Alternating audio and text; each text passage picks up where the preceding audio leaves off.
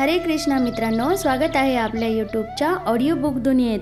परंतु या स्थितीनंतर भक्तिमय सेवेचा स्वीकार करणे आवश्यक आहे।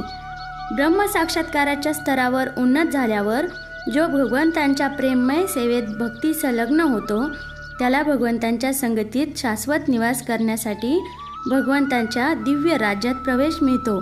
हा भक्तीचा परिणाम आहे। जे भगवत भक्त आहेत त्यांचे निराकारवाद्यांप्रमाणे कधीही पतन होत नाही। हरे Krishna. Dear friends, like and subscribe. Hare Krishna.